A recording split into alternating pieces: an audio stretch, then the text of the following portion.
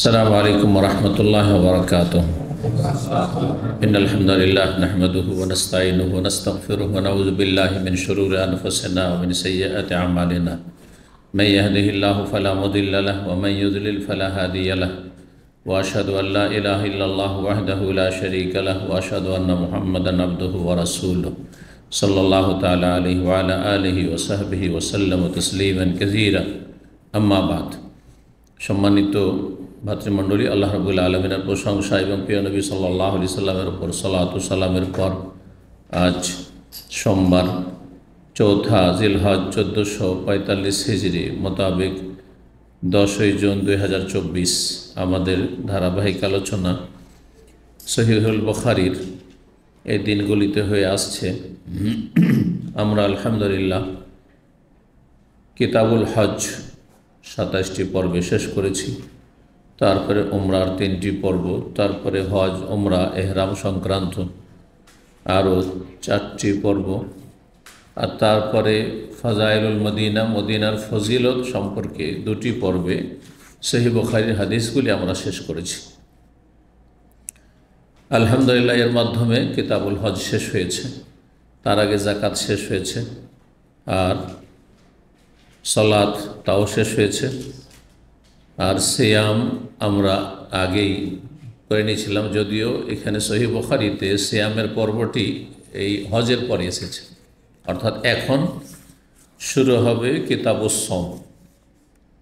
কিতাবুস সওম শুরু হবে 1891 নম্বর হাদিস থেকে। 1890 ফাজাইলুল মদিনা, মদিনার ফজিলত শেষ হচ্ছে। তো আলহামদুলিল্লাহ আমরা ইবাদতের যতগুলি পর্ব বা হাদিস সহিহ বুখারীতে মোটামুটি আমরা শেষ করে ফেলেছি। ইবাদত, সালাত, যাকাত, সিয়াম আর হজ, এগুলি আমরা শেষ করে ফেলেছি। তার আগে কিতাবুল ঈমান, তাহলে ইসলামের যে 5টি রুকন এগুলি নিয়ে আলোচনা হয়ে গেছে, আর কানে ঈমানও মোটামুটি হয়ে গেছে। এখন আমাদের অন্য অন্য পর্বগুলি শুরু হবে ইনশাআল্লাহ। জি, তো এরপরে যে পর্বগুলি আসছে তার একটি হচ্ছে কিতাবুল বয়ু, ব্যবসা বাণিজ্যের পর্ব। ব্যবসা বাণিজ্য, ব্যবসা বাণিজ্যের আলোচনা আর চাইতে গুরুত্বপূর্ণ কিছু পর্ব রয়েছে, সেগুলি আগে আলোচনা করার প্রয়োজন মনে করছি। কারণ আমরা একদিক থেকে যদি আলোচনা করি তো সহিহ বুখারী শেষ করতে কত বছর লাগবে আল্লাহ ভালো জানছেন। আল্লাহ সম্পূর্ণ পুরা করা তৌফিক দান করুন, এটাই রব্বুল আলামিনের কাছে দোয়া করি এবং দোয়া করেন, আশা করি আল্লাহ যেন আমাদের মনের আশা পূরণ করেন। তবে আল আহম ফাল মহিম, যেটা বেশি গুরুত্বপূর্ণ আর কিছু কিছু অধ্যায় আছে যেগুলি নিয়ে অলরেডি আমাদের আলোচনা হয়েছে অন্য কিতাবে, যেমন নবী সাল্লাল্লাহু আলাইহি ওয়াসাল্লামের সিরাত, জীবনী, তাতে যতগুলি যুদ্ধ নবী সাল্লাল্লাহু আলাইহি ওয়াসাল্লামের মাগাজি সব আলোচনা হয়ে গেছে। বদর, ওহদ, খন্দক, খাইবার সব হয়ে গেছে, তাই না? তো মাগাজিও একটি পর্ব আছে, লম্বা পর্ব, তাতেও দীর্ঘ সময় লাগবে ওগুলো শুরু করলে। আর ওই বিষয়গুলি যেহেতু অলরেডি আলোচনা আছে, সিরাতুন নবীতে 110টি পর্ব আলোচনা আছে, তাই না? তো এটাও পরে করব। আর তার সাথে কিতাবুল জিহাদ, তো জেহাদের বিষয়গুলি, জেহাদ আর মাগাজি কাছাকাছি বিষয়, এই বিষয়গুলিও আলোচনা মোটামুটি হয়েছে। তো এই জন্য আমরা ইনশাআল্লাহ তাআলা এরপরে যেখান থেকে শুরু করব এই সহিহ বুখারীতে, সেটা হচ্ছে কিতাব বাদইল খালক, সৃষ্টির সূচনা, সৃষ্টির সূচনা। তারপরে আম্বিয়াদের আহাদিসুল আম্বিয়া, আম্বিয়াদের জীবনী অথবা আম্বিয়াদের সম্পর্কে যেসব হাদিসগুলি রয়েছে নবী রাসূলগণ সম্পর্কে, একটা বড় পর্ব রয়েছে। আর তারপরে ইনশাআল্লাহ কিতাবুল মানাকিব, মানে সাহাবায়ে কেরাম এবং মুহাজিরিন আনসার, উম্মাহাতুল মুমিনিন, তাদের ফাজাইল, ফজিলত সম্পর্কে হাদিসগুলি আসছে। ইনশাআল্লাহ ওইভাবে আমরা ধারাবাহিক আলোচনা শেষ করব ইনশাআল্লাহ। সহিহ বুখারীর শেষ পর্ব হচ্ছে কিতাবুত তৌহিদ, কিতাব তৌহিদ, জি, সব শেষে এসছে। ঈমান দিয়ে শুরু করেছেন আর তৌহিদ দিয়ে শেষ করেছেন। ঈমান আগে ছোট্ট একটা পর্ব আছে ওয়াহির, কারণ ওয়াহির মাধ্যমে ঈমান, ওয়াহির মাধ্যমে আকীদা, ইবাদত, সেজন্য ওয়াহি দিয়ে ইমাম বুখারী রাহমাতুল্লাহ শুরু করেছেন আর শেষ করেছেন কি দিয়ে? কিতাবুত তাওহীদ দিয়ে। তো ইনশাআল্লাহ তাআলা এই পর্বগুলি যেগুলো বেশি গুরুত্বপূর্ণ সেগুলি আলোচনা করার পরে কয়েকটা পর্ব থাকবে, শেষে আমরা ইনশাআল্লাহ তাআলা সেগুলি আলোচনা করব। তো হজ বা ঈদুল আজহা কাছে চলে আসছে। এই সপ্তাহে আমাদের ইসলামী সেন্টার বন্ধ হয়ে যাবে, আগামীকালকে শেষ দর্শ থাকবে। তো এই জন্য এখন যেহেতু আমাদের শেষ আলোচনা কি হলো, সহিহ বুখারীতে ফাজাইলুল মদিনা, মদিনার ফজিলত, মদিনার ফজিলত সম্পর্কে হাদিসগুলি সহিহ বুখারীতে যেগুলি রয়েছে, এছাড়া অন্যান্য হাদিসের কিতাবে আরও কিছু অতিরিক্ত হাদিস রয়েছে। কিছু সহি রয়েছে, কিছু জয়ীফও রয়েছে। তো জয়ীফ আমরা আলোচনা করব না, আর প্রয়োজন নেই, জয়ীফ দলিলও নয়। কিছু সহি হাদিস সহি মুসলিমে রয়েছে যেগুলি সহি বুখারীতে নেই। আর তারপরে আমরা হাদিসের আলোকে যখন আলোচনা করলাম ধারাবাহিকভাবে, তো কথাগুলি গোছানো ওইভাবে নেই। এজন্য বিষয়ভিত্তিক আমি আজকে ফাজাইলুল মদিনা আলোচনা করব, মদিনার ফজিলত। মদিনা ফজিলত সম্পর্কে দেখলাম যে অনেকগুলি ফজিলতের দিক রয়েছে। আমি যতটা আপনাদের জন্য কালেকশন করেছি তা 25টি ফজিলত, মদিনার ফজিলত 25টি ফজিলত আমার সামনে আছে। আর একদিনে হয়তো সম্ভব হবে না, কারণ দলিল ছাড়া এমনি যদি পয়েন্টগুলো বলে দিই তাহলে তো শেষ হয়ে যাবে। অল্প কিছুক্ষণের মধ্যে আমি শেষ করে দেবো, কিন্তু বিনা দলিলে কথা বলা তো আর অত শক্তিশালী হবে না, তাই না? দলিলগুলি কমপক্ষে সংক্ষেপে বলা, তারপরে দলিলগুলোর রেফারেন্স বলা, কোন কিতাবে আছে। তো এগুলি অত্যন্ত জরুরি, যার ফলে হয়তো আজকে আর আগামীকালকে দুটো পর্ব আমরা ফাজাইলুল মদিনা আলোচনা করব, মদিনার ফজিলত বিষয়ভিত্তিক, যার সম্পর্ক সহিহ বুখারীর এই মদিনার ফজিলতের হাদিসগুলির সাথে মূলত। তো 1 নম্বর মদিনার ফজিলতে যে বিষয়টি, সেটা হচ্ছে মদিনার অনেকগুলি নাম রয়েছে, গুণবাচক নাম রয়েছে। মদিনার বেশ কিছু কি রয়েছে, গুণবাচক নাম রয়েছে। কিছু কোরআন এবং হাদিস দ্বারা প্রমাণিত, এগুলো সহিহ, আর কিছু সালাফ থেকে এসেছে, আর কিছু এমনি হয়তো সেগুলির দলিল ওই রকম নেই, কিন্তু বলা হয়েছে যে এগুলিও মদিনার নাম। মদিনার নাম সম্পর্কে ইমাম হাওয়ী রাহিমাহুল্লাহ তার প্রসিদ্ধ কিতাব রয়েছে মুজামুল বুলদান, মানে পৃথিবীর বা মুসলিম বিশ্বের বিভিন্ন শহরের এনসাইক্লোপিডিয়া। জি, তাতে 29টি নাম উল্লেখ করেছেন। বলেছেন মদিনার কয়টি নাম? 29টি। কেউ কম বর্ণনা করেছেন, কয়েকটি বর্ণনা করেছেন। তার মধ্যে কিছু নাম কোরআনে কারিমে রয়েছে। তো আমরা যে নামগুলি প্রসিদ্ধ নাম মোটামুটি সেগুলি আপনাদের সামনে পেশ করি। 1 নম্বর নাম হচ্ছে আল মদিনা। নবী সাল্লাল্লাহু আলাইহি ওয়াসাল্লাম আসার সাথে সাথে তার নাম কি হয়ে গেল? মদিনা। কোনো কিছুর যদি একাধিক নাম থাকে, অনেকগুলি নাম থাকে, গুণবাচক নাম, তার মানে তার একটা গুরুত্ব আছে, নাহলে এত নাম কেন? একজন মানুষ যখন বাল্যজীবনে থাকে তখন শুধু ওই নামটাই তার থাকে, যে নামটা তার কে রেখেছে? বাবা রেখেছে। যেমন ছেলে মেয়ের বাবা হয় তখন আবু অমুক হয়, যখন কোনো আলেম হয় তখন শেখ, আল্লামা, শেখুল হাদিস, অমুক তমুক মুহাদ্দিস উপাধি আসলো না? জি। তো মদিনার যে বেশি নাম, এটা কি প্রমাণ করে? মদিনার ফজিলত, গুরুত্ব, মহত্ব প্রমাণ করে। জি, নাম হচ্ছে মদিনা। মদিনাতুর রাসূল সাল্লাল্লাহু আলাইহি ওয়াসাল্লাম থেকে আল মদিনা, সংক্ষেপে আল মদিনাকে আল মদিনাতুন নববিয়া বলা হয়েছে, এটা বেশি ভালো। নবী সাল্লাল্লাহু আলাইহি ওয়াসাল্লাম শহর, আল মদিনাতুন নববিয়া মানে নবীর শহর।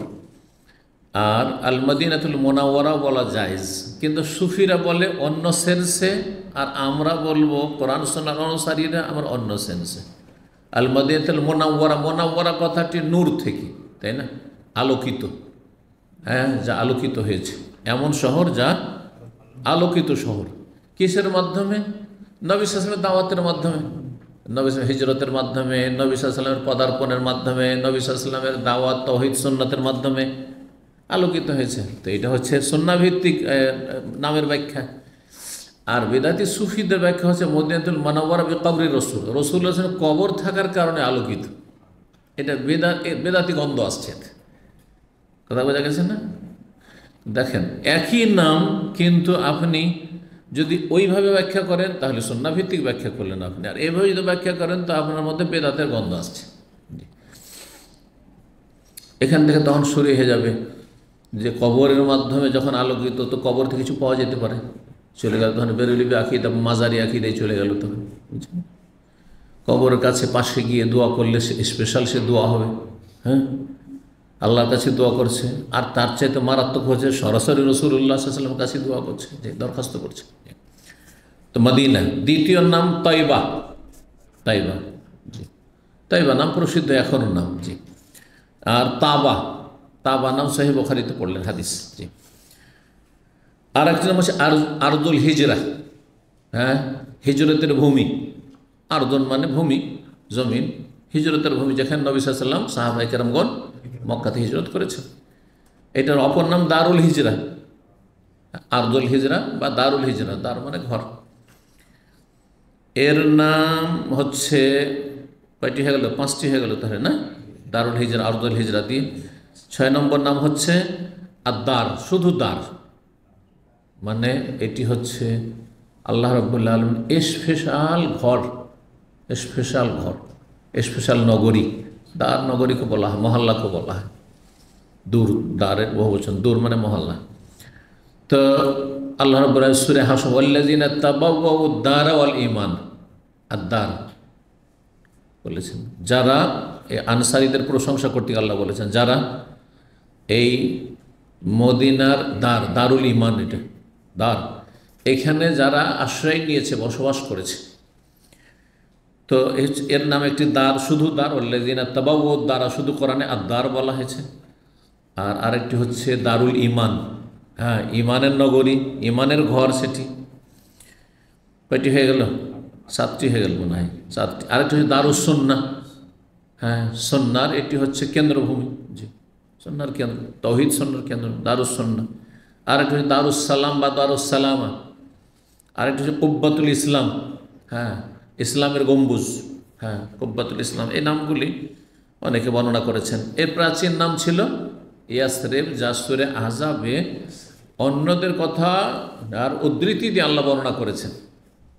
সুতরাং ইয়াসরিব নাম বলা কেউ বলেছেন নাজায়েজ, হারাম, কেউ বলেছেন মাকরুহ, অপছন্দনীয়, আর কেউ বলেছেন জায়েজ, কিন্তু জায়েজ নয়, বরং অপছন্দনীয়, হারাম নয় কিন্তু অপছন্দনীয়, জি। মুনাফিকরা ইয়াসরিব বলত, সুতরাং আমাদেরকে নিষেধ করা হয়েছে ইয়াসরিব বলতে, জি। মুনাফিকরা বলেছিল ইয়া আহলা ইয়াসরিব লা মুকাম, হে ইয়াসরিবের লোকেরা, এইভাবে তোমাদের যে চারিদিক থেকে ঘেরাও করেছে বিভিন্ন কাফের গোত্ররা, তোমরা আর টিকতে পারবে না মদিনায়। তো মুনাফিকদের কথা আল্লাহ নকল করেছে সেখানে। কিন্তু একটি হাদিস, জয়ীফ হাদিস রয়েছে, মান সাম্মাল মাদিনাতে ইয়াসরিব, কেউ যদি ইয়াসরিব নাম মদিনার নাম কেউ ইয়াসরিব বলে, ফালিয়াস্তাগফিরিল্লাহ, আল্লাহর কাছে যেন সে তওবা, ক্ষমা প্রার্থনা করে। হাদিস সহি নয়, হাদিসটি মুসনাদ আহমদ আছে, জয়ীফ। সহি যদি হইতো তো নাজায়েজ হইতে ইয়াসরিব বললাম, নাজায়েজ নয়, তাহলে অপছন্দনীয়, মাকরুহ তানজিহ, জি। 2 নম্বর মদিনার ফজিলত হচ্ছে মদিনার ভালোবাসা। মদিনা শহরকে আল্লাহ ভালোবাসেন, এই জন্য রাসূলুল্লাহ সাল্লাল্লাহু আলাইহি ওয়াসাল্লাম ভালোবাসেন এবং ভালোবাসার দোয়া করেছেন, হ্যাঁ। সুতরাং আল্লাহ এবং তার রাসূল সাল্লাল্লাহু আলাইহি ওয়াসাল্লাম যখন মদিনাকে ভালোবাসেন, তো আমরা প্রত্যেকে আমাদের ঈমানের তাগিদে মদিনাকে ভালোবাসি, জি। নবী সাল্লাল্লাহু আলাইহি ওয়াসাল্লামের দোয়া, আল্লাহুম্মা হাব্বিব ইলাইনাল মদিনা, হে আল্লাহ মদিনাকে আমাদের জন্য প্রিয় করে দাও, মদিনার মহব্বত আমাদের অন্তরে তৈরি করে দাও। কা হুব্বিনা মক্কা আসাদ, যেমন মক্কার ভালোবাসা ছিল বা তার চাইতেও বেশি, কারণ মক্কার জন্য তার আক্ষেপ করতেন।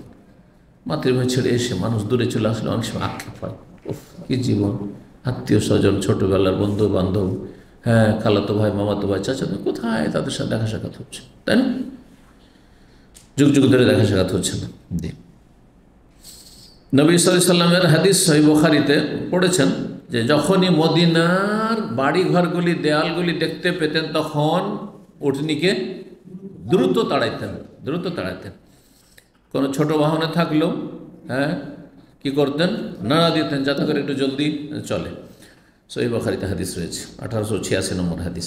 3 নম্বর ফজিলত, মদিনারও হারাম রয়েছে, মানে নির্দিষ্ট এলাকা সম্মানিত রয়েছে আল্লাহর পক্ষ থেকে। যেমন মক্কার হারামের নির্ধারিত এলাকা রয়েছে, নির্দিষ্ট এলাকা রয়েছে। ইব্রাহিম আলাইহিস সালাম মক্কাকে হারাম ঘোষণা করেছেন, মানে ইব্রাহিম আলাইহিস সালামের মাধ্যমে আল্লাহ ঘোষণা করেছেন, আর মদিনার হারাম ঘোষণা আল্লাহ রাসূলুল্লাহ সাল্লাল্লাহু আলাইহি ওয়াসাল্লামের মাধ্যমে করেছেন। আলী রাদিয়াল্লাহু তাআলা আনহু থেকে বর্ণিত, আল মদিনাতু হারামুন মা বাইনা আইর ইলা সৌর, মদিনা হচ্ছে হারাম সম্মানিত এলাকা আয়ের থেকে সওর পর্যন্ত, আয়ের থেকে সওর পর্যন্ত। সহিহ বুখারী 6258। মিন আয়ের ইলা সৌর, এই সৌর শব্দটি সহিহ বুখারীতে এসেছে, কিন্তু 6258 আসবে, ওই হাদিস আসেনি। আর যে হাদিসটা আমরা এখানে পড়েছি সেখানে রয়েছে আল মাদিনাতু হারামুন মা বাইনা আয়ের ইলা কাজা, অমুক জায়গা পর্যন্ত, কিন্তু অমুক জায়গাটি যে সর এই কথাটির নাই কিন্তু। তাহলে একটি হাদিস আরেকটি হাদিসের ব্যাখ্যা করে।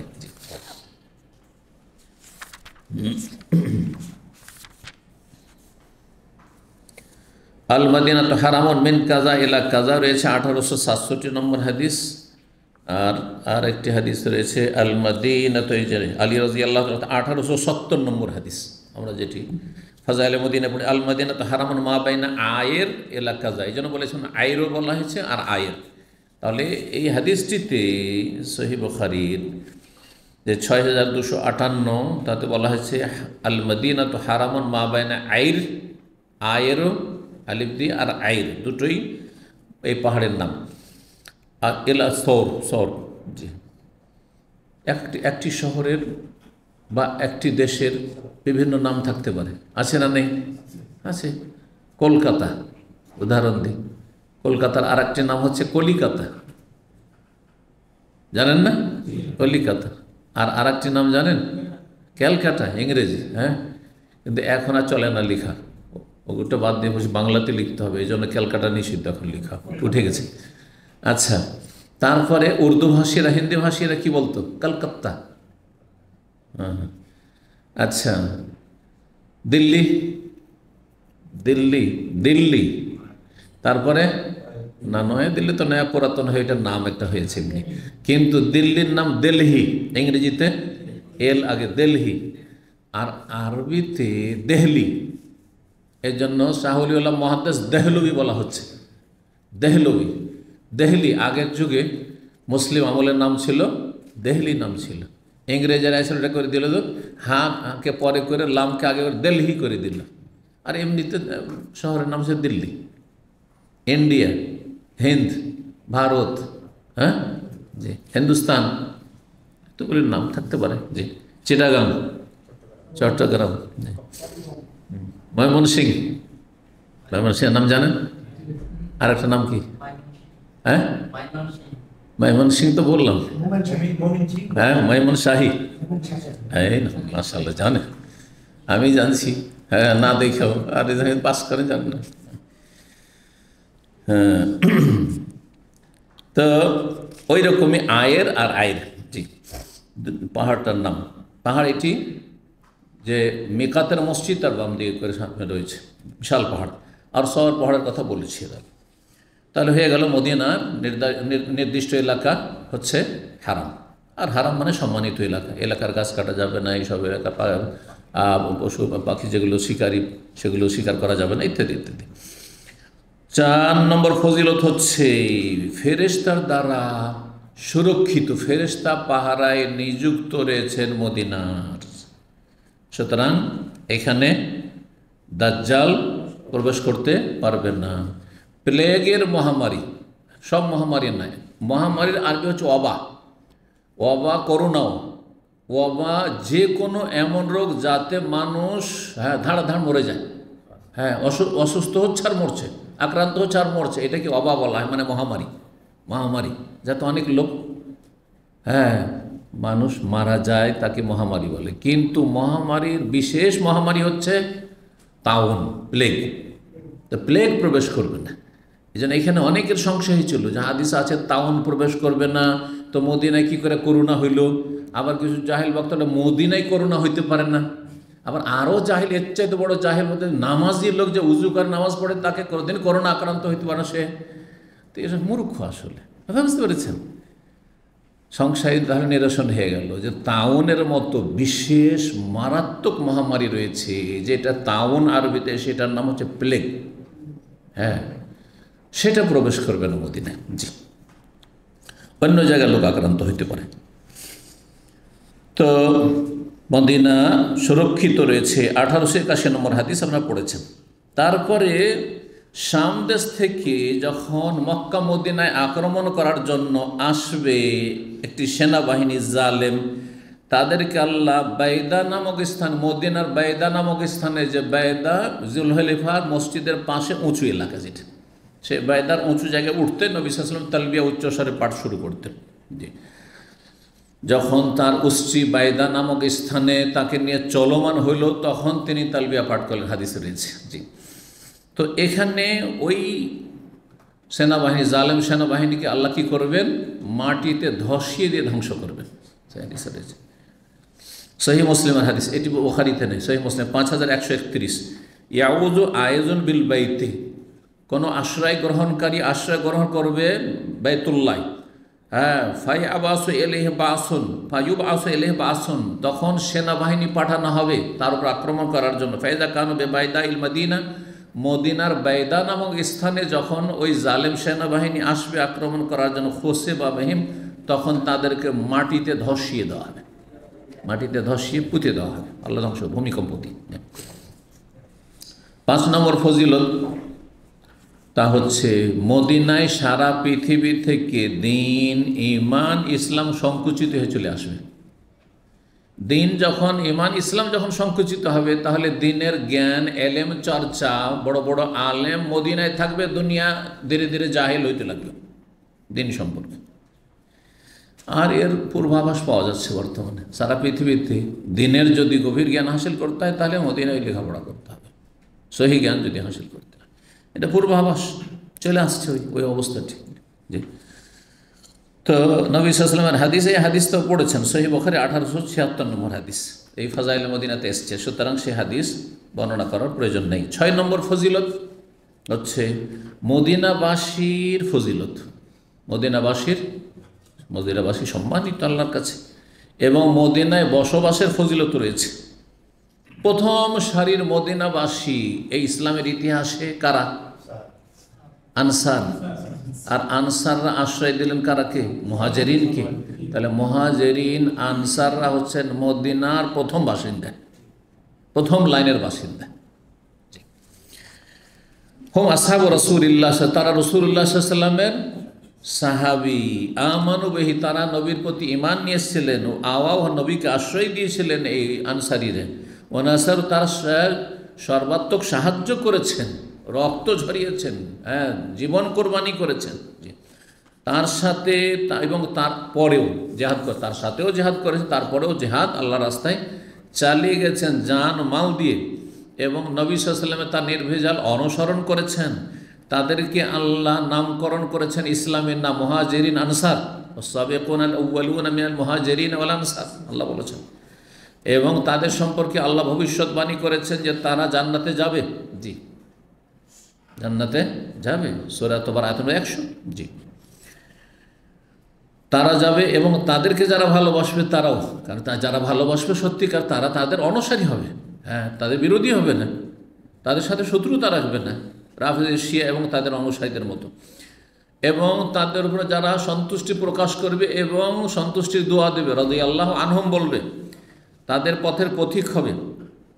এবং যারা এই কিয়ামত পর্যন্ত মদিনায় বসবাস করবে, শর্ত হচ্ছে মুতামাসসিকান বিশারিল্লাহি তাআলা, আল্লাহর শরীয়তকে যেন মজবুত করে ধারণ করে থাকে, দিন পালনকারী হয়, সহি আকীদা আমলের অনুসারী হয়, ইবাদত বন্দেগী পূর্ণরূপে যথাযথ আদায় করে, ফরজ ওয়াজিব হারাম নাজায়েজ থেকে বেঁচে থাকে রাসূলুল্লাহ শহর মদিনায় যদি, তাহলে তারা রাসূলুল্লাহ সাল্লাল্লাহু আলাইহি ওয়াসাল্লাম আদর্শ প্রতিষ্ঠিত রয়েছে, এই ফজিলত, এই শ্রেষ্ঠত্ব তারা হাসিল করতে পারবে, যে তারাও সম্মানিত। তাহলে জি, যতটা দিন ইসলামকে শক্ত করে ধরে থাকবে, ততটা সম্মানিত হবে এই মদিনায় বসবাস করে। তাহলে মদিনা বসবাসের ফজিলত রয়েছে একটি শর্তের সাথে, সেটা হচ্ছে দিনকে আঁকড়ে ধরে থাকা। দিনকে যদি সহি দিন যা আল্লাহ নাজল করেছে ধরে থাকে, নবী সাল্লাল্লাহু আলাইহি ওয়াসাল্লাম এবং সাহাবায়ে কেরামদের তরিকায়, তাহলে তারা সম্মানিত।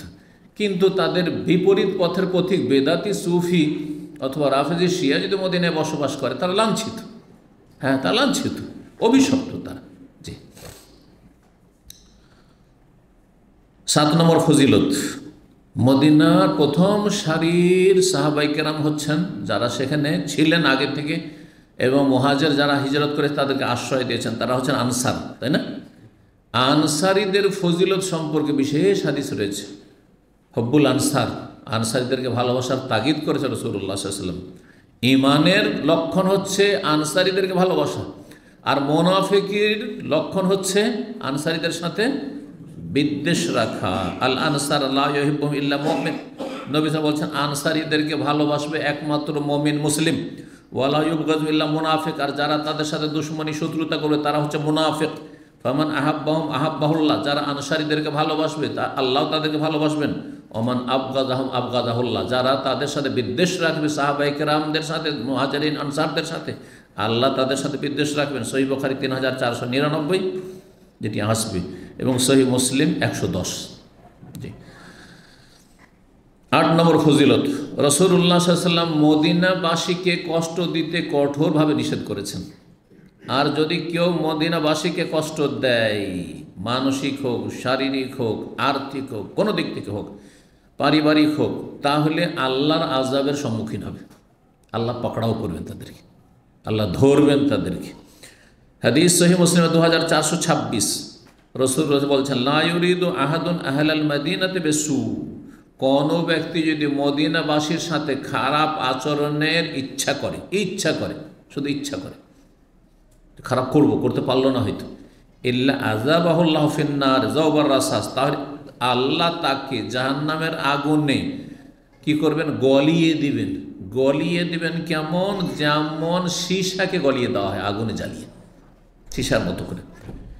এটাতে রয়েছে সীসা গলানোর কথা। অন্য রিওয়ায়াতে রয়েছে আউজাউবাল মিলহিল মা, যেমন পানিতে লবণ দিলে গলে যায় ওইভাবে আল্লাহ আগুনে জ্বালিয়ে গলিয়ে দেবেন। আর একটা হাদিস আপনারা পড়েছেন, এখানে হাদিসটি পড়েছেন আপনারা, যে মদিনার মানুষের সাথে যারা চক্রান্ত করবে, হাদিসটি 1877 নম্বর, লা ইয়াকিদু আহলাল মাদিনাতে আহাদুন, কোনো ব্যক্তি যদি মদিনাবাসীর সাথে চক্রান্ত করে, ষড়যন্ত্র করে, ইল্লা ইনমা, তাহলে সে গলে যাবে। কামা ইয়ানমাউল মিলহু ফিল মা, যেমন পানিতে লবণ দিলে গলে যায়, ওইভাবে গলে যাবে। মানে আল্লাহ ধ্বংস করবে, দুনিয়া ধ্বংস করতে পারে, আর আখিরাত নিশ্চিত কোথায় গলাবেন? জাহান্নামে জ্বালিয়ে গলাবেন। যেমন এই হাদিসটা ব্যাখ্যা করল যে জাহান্নামে জ্বালিয়ে তাকে গলাবেন। এই হয়ে গেল।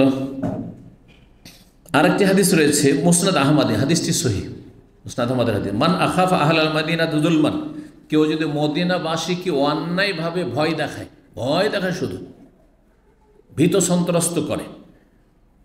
মানুষ ভয় কখন পায়?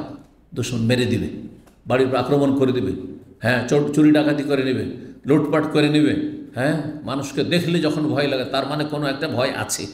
এইরকম যদি কেউ মদিনাবাসীকে ভয় দেখায়, ভয় দেখার ইচ্ছা করে বা ভয় দেখায়, হাদিসটি খুব গুরুত্বপূর্ণ, আখাফাহুল্লাহ, আল্লাহ তাকে ভীত সন্ত্রস্ত করবেন, আল্লাহ তাকে ভয়ের সম্মুখীন করবেন। মানে আল্লাহ এমন পরিস্থিতি তৈরি করবেন যে হাহাকার অবস্থা, মানে আযাবের সম্মুখীন করবেন। ও আলাইহি লানাতুল্লাহ, আর তারপর আল্লাহ লানত হবে মদিনাবাসীকে ভয় দেখানোর জন্য, কষ্ট দেওয়ার জন্য। ফেরেশতাদের লানত, ওয়ান্নাস, সমস্ত মানুষের লা ইয়াকবালুল্লাহু মিনহু ইয়াওমাল সারফান ওয়ালা আদলা, ফরজ নফল আল্লাহ কিছুই কবুল করবেন না যারা মদিনাবাসীকে ক্ষতিগ্রস্ত করার জন্য ভীত সন্ত্রস্ত করবে। 9 নম্বর ফজিলত, রাসূলুল্লাহ মদিনায় বসবাসের জন্য মুমিন মুসলিমদেরকে উৎসাহিত করেছেন। কষ্ট হইলেও এখানেই থাকো, যেও না বাইরে, জি উৎসাহিত করেছেন। হতভাগা যারা মদিনা ছেড়ে দিয়ে অথচ মদিনায় থাকার সুযোগ আছে অন্য জায়গায় চলে যায় দুনিয়ার গরজে, তো মদিনায় থাকার জন্য রাসূল উৎসাহিত করেছেন। মদিনা থেকে অন্য জায়গায় স্থানান্তর হইতে নিষেধ করেছেন। সহিহ মুসলিমে 2451 নম্বর হাদিস বলছেন রাসূলুল্লাহ ইয়াতিন আলান নাস জামানুন, এমন একটা যুগ আসবে। এই হাদিসটি সহিহ মুসলিমে, তাহলে বুখারীতে নেই, কিন্তু অন্য হাদিস বুখারীতে আছে সংক্ষেপে। ইয়াতি আলান নাস জামান, এমন একটা সময় আসবে মানুষের ওপর, ইয়াদউর রাজুল ইবনে আম্মি ওয়া করিবাহু, মানুষ নিজের চাচাতো ভাইকে, নিজের আত্মীয় স্বজনকে বলবে, ডাকবে যে কি করছো মদিনা থেকে, হালুম্মা ইলা রাখা, চলো সুখী জীবন গড়ার জন্য, চলো ইউরোপে চলো, চলো ফ্রান্সে চলো, চলো অস্ট্রেলিয়ায় চলো, চলো নিউজিল্যান্ডে চলো, চলো আমেরিকা কানাডা চলো, হ্যাঁ জি চলো। তার আগে সামদেশে চলো, ইরাকে চলো, এখানে খেতে পাও না, ওখানে খাবার দাবার অভাব নেই, একসময় এভাবে মানুষ চলে গেছে। চলো ভারতে চলো, হ্যাঁ বাংলার জমিনে চলো, দেখে এলাম ব্যবসা করতে গিয়ে সেখানে সুখ আর সুখ, আর এখানে তো খেতে পাই না আমরা, চলো সব ছেড়ে ছুড়ে চলো। দিনের কাজে যায়নি, দুনিয়ার গরজে যারা গেছে।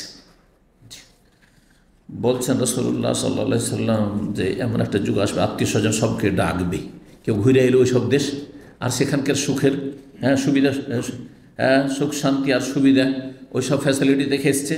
আসার পরে বলছে হালুম্মা এলার, হালুম্মা মানে আসো, তাল এসো সুখ শান্তি সচ্ছলতার জন্য, অভাবমুক্ত হওয়ার জন্য। হালুম্মা ইলার রাখা ওয়াল মাদিনা তো খায়রুল লিমা কানু ইয়ালামুন, অথচ মদিনা তার জন্য অতি উত্তম যদি তারা বুঝতো বিষয়টি, যদি তারা জানত। সহিহ মুসলিম যেমনটা বললাম। 10 নম্বর ফজিলত, মদিনায় যারা বসবাস করবে এবং মদিনায় বসবাস প্রতিকূল অবস্থাতেও করবে, কষ্ট হইলেও করবে, প্রচণ্ড গরম, ঠান্ডার সময় প্রচণ্ড ঠান্ডা, আমি জানি মদিনায় থেকেছি, মদিনার ঠান্ডার কাছে দামামের ঠান্ডা কিছুই না। এখানকার ঠান্ডা সামান্য, 2 দিন হইলেও তারপর নেই, 2 দিন পরে আবার সপ্তাহ নেই, একটু ঠান্ডা। আমরা দেশেও তো প্রচুর ঠান্ডা আমাদের, তাই না, শীতকাল, আর দেশে তো ধরেন এইরকম কোথায় এইরকম লেবাস পোশাক কোথায়, মদিনা তো লেবাস পোশাক জ্যাকেট তো আর কত কি, তাই না, পয়সা আছে, অভাব তো নেই শীতের বস্ত্র কিনতে, কিন্তু এক সময় অভাবেও থেকেছি, এটা চাদর হয়তো শুধুই চাদরও থেকেছি, তাই না। জ্যাকেট নামটা আমরা ছোটোকালে জানতাম না, জ্যাকেট তো উঠলো আমাদের চোখের সামনে, জ্যাকেটগুলো আসলো, হ্যাঁ জ্যাকেট আর কোট এগুলো এই কালে দেখলাম, হ্যাঁ এই 30 বছরের ভিতরে, হ্যাঁ 50 বছর আগের কথা নেন, ছিল না এইসব কিছু, ছিল না, মার্কেটেই ছিল না, কোথাও হয়তো রাজধানীতে কোথাও ওই ভিআইপিরা বা বিদেশ থেকে নিয়ে সেটা ভিন্ন কথা, ছিল না দেশে, এইসব সুখ ছিল না। তো যাই হোক, তারপরে আমরা বলতাম সাথী সঙ্গীদের সাথে এখানকার ঠান্ডায়, মদিনার ঠান্ডায়, যে আমাদের দেশে ঠান্ডা গোস্তের ভিতরে ঢুকে আর মদিনার ঠান্ডা হাড্ডির ভিতরে ঢুকে, মানে কনকন করছে হাড্ডি, মনে হচ্ছে থাকা যায় না, কি ঠান্ডা। তো যাই হোক, তারপরে গরমের সময় কি গরম, খুবই গরম মদিনায়। যদি এখানে কেউ বসবাস করে ধৈর্য ধারণের সাথে, কষ্টে ধৈর্য ধারণ করে, এবং সেখানেই যদি মারা যায়, বসবাস করলো আর সুখ থাকলে বসবাস না, আজকাল নয় সুখ আছে, সবাই মদিনা যেতেছে, আজকাল ইউরোপ আমেরিকা ছেড়ে সবাই মদিনা যাব, মক্কা মদিনায় থাকবো, কেন, সুখ আছে সেই জন্য, হ্যাঁ। কিন্তু আবার যে 200 বছর আগে যেমন ছিল ওই রকম যদি হয়ে যাবে, যে পালা এখান থেকে পালা, না খেয়ে মরবি, তাই না। হ্যাঁ, তো কয়জন লোক আল্লাহ সন্তুষ্টির জন্য আর ফজিলত হাসিলের জন্য আর দিনের খাতিরে, ইমানের খাতিরে মদিনাকে চয়েস করছে, এটা দেখার বিষয় রয়েছে। তো এখানে যদি কেউ মারা যায় ধৈর্য ধারণ করে, কষ্ট হলে আমি মদিনাতে থাকবো, তার ফজিলত রয়েছে। সহিহ মুসলিমের 2426 নম্বর হাদিস, রাসূলুল্লাহ বলছেন, লা ইয়াসবুতু আহাদুন আলা লাওয়াইহা ওয়া জাহতিহা, কোনো ব্যক্তি যদি মদিনার লু হাওয়া এবং কষ্টে, গরম, কষ্ট এবং সেখানকার ক্ষুধা, হ্যাঁ ক্ষুধা, অশান্তি, তাতে যদি অটল অবিচল হয়ে থাকে যে আমি থাকবো মদিনায় যে কোনো অবস্থাতে, ইল্লা কুনতু লাহু শাফিয়ান ও শাহিদান ইয়াউমাল কিয়ামা, তাহলে আমি তার জন্য সুপারিশকারী হব আর সাক্ষী হব কিয়ামতের দিনে। বর্ণনাকারী সন্দেহ, সুপারিশকারী বলেছেন নাকি সাক্ষী বলেছেন। নবী সাল্লাল্লাহু আলাইহি ওয়াসাল্লাম সুপারিশকারী হবেন, সাক্ষী হবেন কিয়ামতের দিন আল্লাহর সামনে, যে আল্লাহ এ আমার শহরকে বাছাই করেছে, দুনিয়ার মেলা সুযোগ সুবিধা এসেছিল, ও যায়নি কোথাও, দুনিয়াদারি করতে যায়নি, মদিনায় কষ্ট করে খেয়ে না খেয়ে থেকেছে, অভাবে থেকেছে, অথচ তার কাছে বেটার চান্স ছিল। মুসনাদ আহমদে 5180 নম্বর হাদিস, হাদিসটি সহি, যখন সহি তো আমরা বুখারী মুসলিম ছাড়া অন্য হাদিসও বয়ান করব। মান ইসতাতা ইয়ামুতু বিল মাদিনা, কোনো ব্যক্তি যদি মদিনায় মরতে পারে, কোনো ব্যক্তি যদি মদিনায় মরতে সক্ষম হয়, মানে চেষ্টা করুক, ফালিয়াফাল, তাহলে সেটা চেষ্টা করুক, মানে চেষ্টা করেন যে আমি মদিনায় যেন মরণটা হয়, করতে পারেন। ফাইনি আশফাউলেমান মাতা বেহা, কারণ যে মদিনায় মারা যাবে বসবাস করে তার জন্য আমি সুপারিশ করব, রাসূল বলছেন সুপারিশ করব। এই হচ্ছে ফজিলত। 11 নম্বর ফজিলত, মদিনায় বহুমুখী বরকত রয়েছে। মদিনায় বরকত রয়েছে, মদিনায় সুস্থতা রয়েছে, মদিনার প্রতিটি রুজিতে, প্রতিটি আয় উপার্জনে বরকত রয়েছে। নবী সাল্লাল্লাহু আলাইহি ওয়াসাল্লামের দোয়া, জি, এই মর্মে বেশ কিছু হাদিস রয়েছে। 2টি হাদিস বা 3টি হাদিস আপনাদেরকে শোনাই এই ক্ষেত্রে, কারণ হাদিসগুলো খুব গুরুত্বপূর্ণ। ইন্না ইব্রাহিম হাররামা মক্কাতা, নবী সাল্লাল্লাহু বলছেন যে ইব্রাহিম আলাইহিস সালাম মক্কাকে হারাম ঘোষণা করেছেন। ওয়া দা আলি আহলে মক্কাবাসীর জন্য ইব্রাহিম আলাইহিস সালাম দোয়া করেছেন। ওয়া ইন্নী হাররামতুল মদিনাতা, আমি মদিনাকে হারাম ঘোষণা করছি, কামা হাররামা ইব্রাহিম মক্কা, যেমন ইব্রাহিম আলাইহিস সালাম মক্কাকে হারাম ঘোষণা করেছেন। ওয়া ইন্নী দাআউতু, আর তিনি যেমন দোয়া করেছেন মক্কার জন্য, মক্কাবাসীর জন্য, আমি দোয়া করছি ফি সাইহা, মদিনার সায়ের কাঠাই, অমুদ্দিহা, মুদের কাঠাই, সা 2.5-3 কেজি, মুদ হচ্ছে ওই 600 গ্রাম মোটামুটি। বেমিসলাই মাদা আবে ইব্রাহিম, যেমন ইব্রাহিম আলাইহিস সালাম দোয়া করেছেন লি আহলে মক্কা, তো মক্কাবাসীর জন্য তার বেমিসলাই মানে দ্বিগুণ, দ্বিগুণ মিসলাই শব্দ রয়েছে। আর সহিহ বুখারীতে আপনারা পড়েছেন, সেখানে রয়েছে দেফাই, হাদিস নম্বর হচ্ছে 1885, পড়েছেন কিন্তু। আল্লাহুম্মা জাল বিল মাদিনাতে দেফাই মা জাআলতা বিমাক্কাতে মিনাল বারাকা, আল্লাহ মক্কায় যে বরকত দিয়েছো তার দ্বিগুণ বরকত দাও কোথায়? মদিনায়। নবী সাল্লাল্লাহু আলাইহি ওয়াসাল্লামের দোয়া। তাহলে সহিহ বুখারীতে রয়েছে হাদিস। আর একটি হাদিস রয়েছে সহিহ মুসলিমের 2438, আল্লাহ বারিক লানা ফি মাদিনাতিনা, হে আল্লাহ আমাদের মদিনায় বরকত দাও। অফি সেমারে, আমাদের ফলমূলে বরকত দাও। অফি মুদ্দেন, আমাদের মুদে বরকত দাও। অফি সায়না, সায় বরকত দাও। বারাকাতান মা বারাকা, বরকতের সাথে বরকত দাও, মানে ডবল বরকত দাও, বরকতের সাথে বরকত দাও। আমাদের দেশে যখন ওই গৃহস্থরা ধান টান মেরে নিয়ে আসতো বা গম টম মেরে নিয়ে আসতো আর ওজন করতো, তখন ওজন করার সিস্টেমটা জানেন, একটা বেদাতি সিস্টেম আছে কিন্তু। কি যে ওজন করবে, প্রথম যখন দাঁড়িয়ে পাল্লা ওজন করে প্রথমটা ফেললো, 1 বলবে না, একও 1, একও 1 বলবে না, কি বলবে? বরকত বরকত, বরকত বরকত, বরকত বরকত, 2ও 2, 2ও 2। মনে আছে ছোটকালে আমার মামা একজন ওজন করতেন, আর দেখতাম সুবহানাল্লাহ, আহলে হাদিস, কিন্তু অজ্ঞতা, বিদআত। এটা কোথায় বললেন যে আপনার বড় বিসমিল্লাহ বলে শুরু করেন? বিসমিল্লাহ শিখেনি, কিন্তু শিখেছে প্রথম যে দাঁড়িয়ে ওজন করে ফেলবো, রাখবো, সেটা কি বলতে হবে? বরকত বরকত, বরকত বরকত। আস্তাগফিরুল্লাহ, বেদাত। জি, বেদাত মানুষ ভালো মনে করি করে, ও মনে করছে এতে বরকত। হয়তো এই হাদিসের কথা কোনো মোল্লা বলে দিয়েছে যে বারাকাতান মা বারাকা, হ্যাঁ বরকতের সাথে বরকত হইতেও পারে, কারণ ওয়াইজ বুঝতে পারছে সব জাহেল, বেশিরভাগ ওয়াইজ বক্তা যেগুলো আছে সেগুলো তো বক্ত সব। হ্যাঁ, তো আল্লাহ হেদায়েত দান করুন, যারা চলে গেছে আল্লাহ মাফ করুন। নবী সাল্লাল্লাহু, আরেকটি হাদিস সহিহ মুসলিমে 2440, আল্লাহ বারিক লানা ফি মাদিনা, আল্লাহ বারিক লানা ফি সান, আল্লাহ বারিক লানা ফি মুদ্দান, আল্লাহ বারিক লানা ফি সাইন, আল্লাহ বারিক লানা ফি মুদ্দানা, আল্লাহ বারিক লানা ফি মাদিনাত, আল্লাহুম্মা জাআল মাআল বারাকাতে বারাকাতে, আল্লাহ বরকতের সাথে দ্বিগুণ বরকত দাও। এখানে বারাকাতাইন আছে, দ্বিগুণ বরকত দাও, হাদিস সহিহ মুসলিমের। তাহলে মদিনায় কত বরকত আছে, নবী সাল্লাল্লাহু আলাইহি ওয়াসাল্লামের দোয়া, নবী সাল্লাল্লাহু আলাইহি ওয়াসাল্লামের দোয়া। জি, 12 নম্বর মদিনার ফজিলত, মদিনায় মসজিদ নববী রয়েছে। মসজিদ নববী অবস্থিত মদিনা মুনাওয়ারায়, যেই মসজিদ তাকওয়ার ওপর নির্মিত হয়েছে। আল্লাহ সূরা তওবাতে বলেছেন যে লা মসজিদুন উসসিসা আলা তাকওয়া মিন আউয়ালি ইয়াউমিন আহাক্কু আন তাকুমা ফিহি, সেই মসজিদ যেটি আল্লাহ ভীরুতার ওপর স্থাপিত হয়েছে, উসসিসা স্থাপিত হয়েছে, আহাক্কু আন তাকুমা ফিহি, সেই মসজিদে আপনি সালাত আদায় করতে দাঁড়াবেন, এটা বেশি অধিকার রাখে। মানে আপনি মসজিদ নববীতে সালাত আদায় করেন, অন্য মসজিদের তুলনায় এটা বেশি হক রাখে। আপনি মুনাফিকদের মসজিদে দেরারে যাবেন না। মসজিদ দেরারের সম্পর্কে আয়াত যখন নাযিল হয়েছে, তখন আল্লাহ রাব্বুল আলামিন এই আয়াত নাযিল করেছেন। এবং এই যে উসসিসা আলা তাকওয়া, তাকওয়ার ওপর স্থাপিত হয়েছে যে মসজিদ, কোন মসজিদ? 2টি তাফসীর আছে। একটি হচ্ছে মসজিদ নববী, এটাই বেশি শক্তিশালী মত। আর একটি হচ্ছে যেটা খুব প্রসিদ্ধ, মসজিদে কোবা।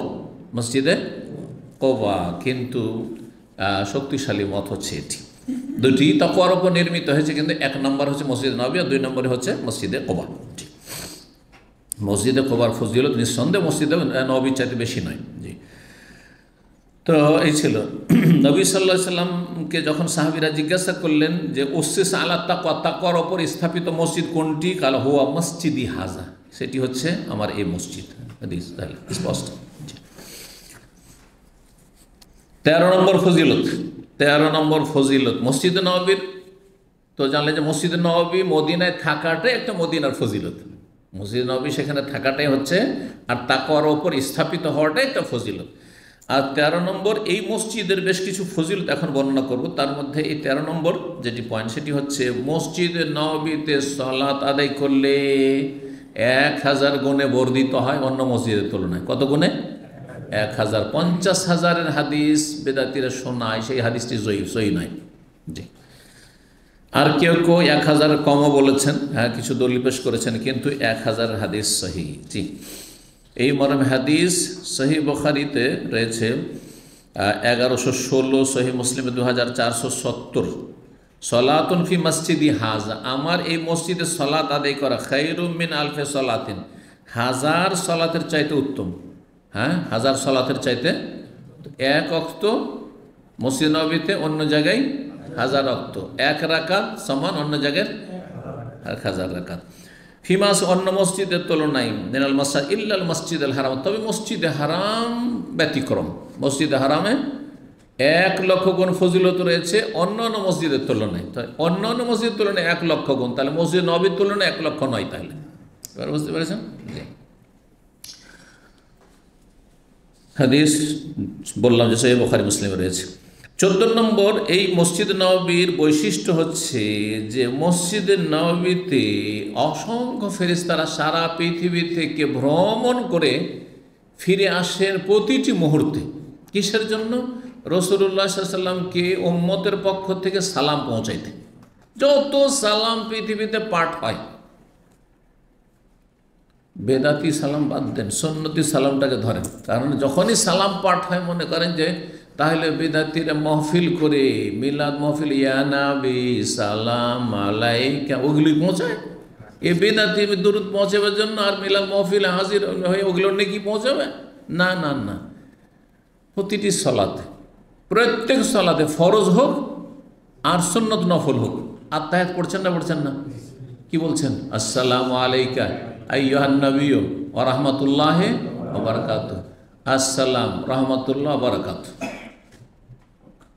নামাজের ভিতরে আল্লাহর সাথে কথা বলছেন, তখন নবীকে সালাম পৌঁছাচ্ছেন, এইটা বেশি ফজিলতের, এটা গুরুত্বপূর্ণ না নামাজের বাইরে সালাম দেওয়া বেশি গুরুত্বপূর্ণ?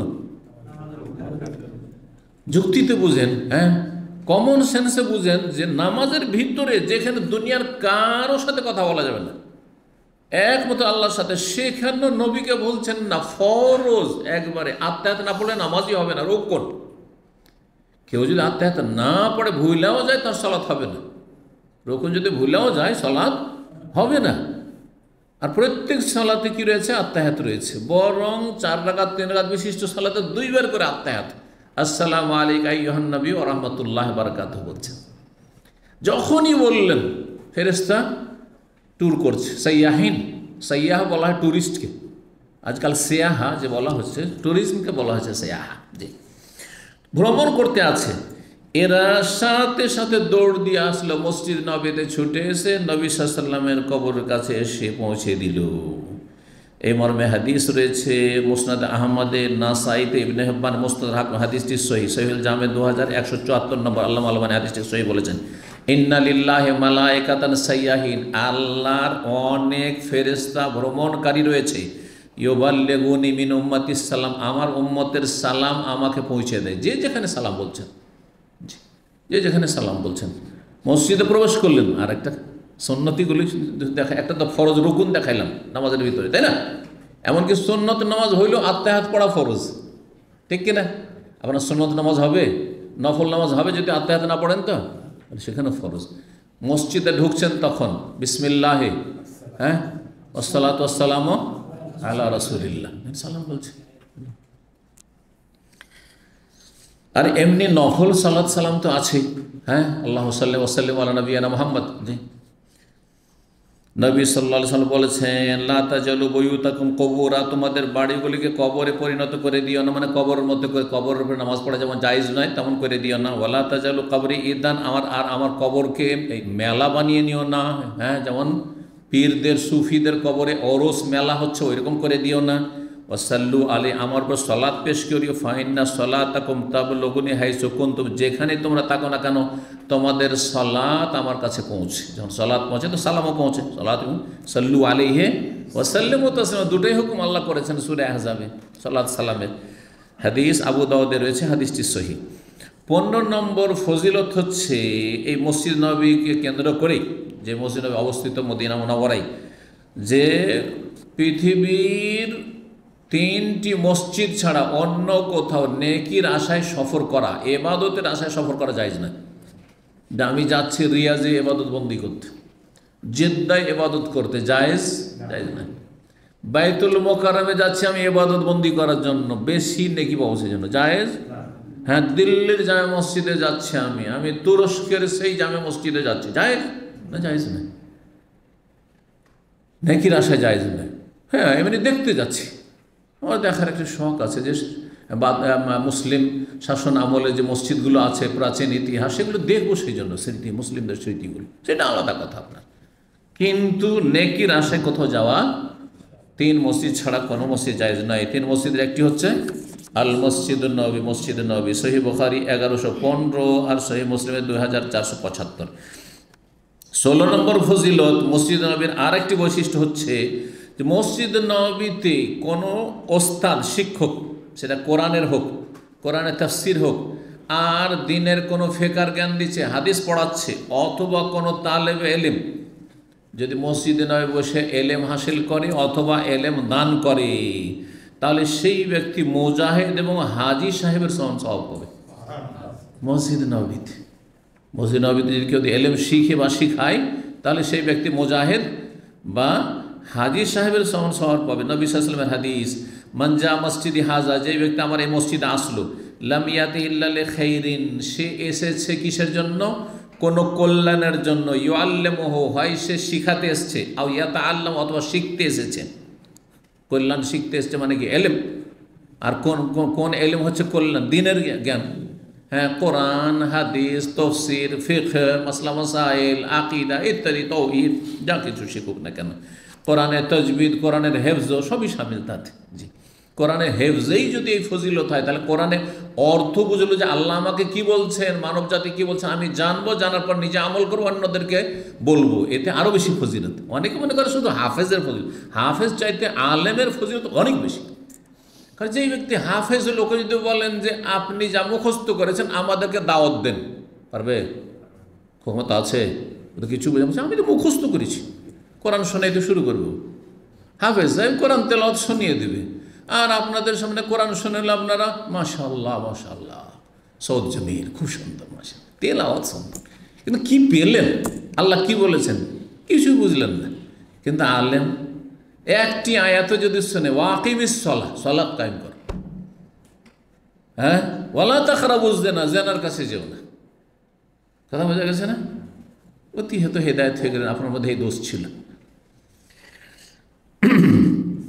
তো কি বলছেন যে কোনো কল্যাণ শিখার জন্য বা শিখাবার জন্য, ফাহুয়া বিমানজিলাতিল মুজাহিদ ফি সাবিলিল্লাহ, সেই ব্যক্তি মুজাহিদ ফি সাবিলিল্লাহর মর্যাদায় রয়েছে।